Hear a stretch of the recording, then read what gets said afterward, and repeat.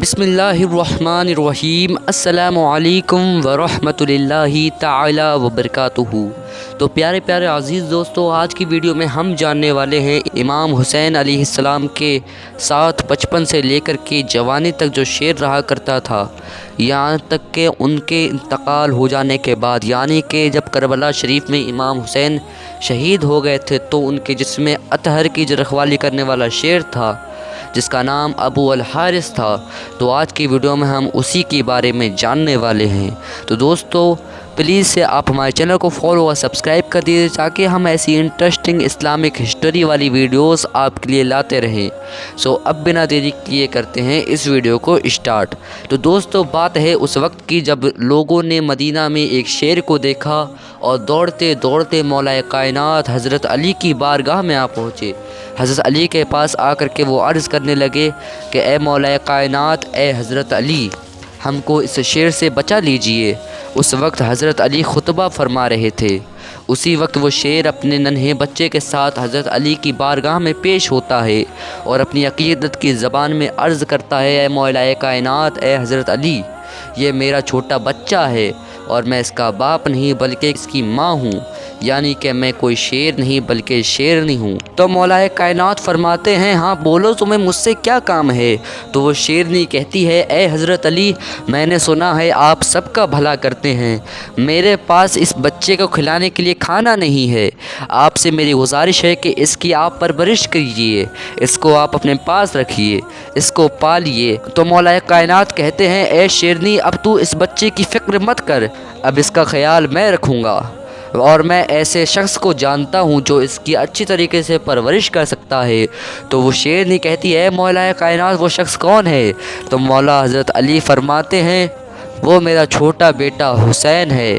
تب مولا کائنات امام حسین کو آواز لگاتے ہیں اور امام حسین دوڑے چلے آتے ہیں، بولتے ہیں، جی بابا فرمائیے۔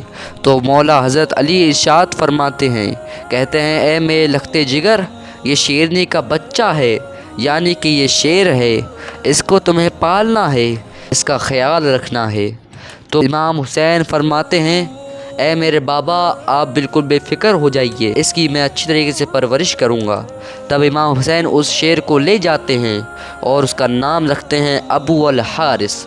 تب جا کر کے وہ اس کو پالتے ہیں اور بچپن کے عالم سے زبانی تک وہ اس کو اپنے ساتھ رکھتے ہیں۔ پھر جب کچھ عرصہ گزر جاتا ہے، کچھ سال گزر جاتے ہیں، جب وہ شیر بڑا ہو جاتا ہے، تب مدینے کے سارے لوگ حضرت علی کی بارگاہ میں جمع ہو کر کے کہتے ہیں، اے حضرت علی، اب یہ شیر کافی زیادہ بڑا ہو گیا ہے، اس سے ہم کو خطرہ محسوس ہونے لگا ہے، ہم کو لگتا ہے کہ یہ بھوک کے لالچ میں ہم کو مار نہ دے۔ تب حضرت علی کہتے ہیں، چلو میں اس کا کچھ حل نکالتا ہوں۔ تب حضرت علی اپنے چھوٹے بیٹے امام حسین کو بلاتے ہیں اور کہتے ہیں، اے بیٹا، یہ میں نہیں کہتا، یہ مدینے کے لوگ کہتے ہیں کہ اب یہ شیر بڑا ہو گیا ہے، اس سے ہم کو خطرہ محسوس ہونے لگا ہے۔ تب امام حسین کہتے ہیں، جی بابا آپ فرمائیے۔ تب حضرت علی کہتے ہیں، اے بیٹا، میں چاہتا ہوں کہ اب تم اس شیر کو چھوڑ دو۔ تو یہ بات امام حسین جا کر کے ابو الحارث کو بتاتے ہیں۔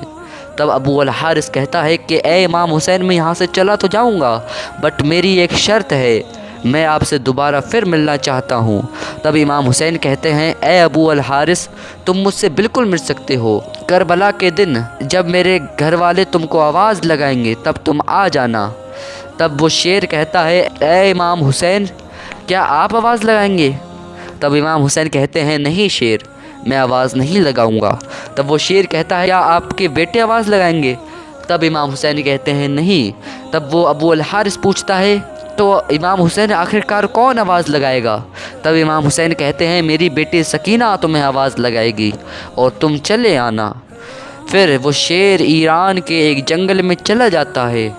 پھر کچھ عرصہ گزرنے کے بعد جب کربلا شریف میں سارے لوگ شہید ہو جاتے ہیں، یہاں تک کہ امام حسین بھی شہید ہو جاتے ہیں، تب ظالم یزید اپنی فوج سے یہ کہتا ہے کہ امام حسین کے جسم اطہر پہ گھوڑے دوڑائے جائیں، ان کے جسم کو نیست و نابود کر دیا جائے۔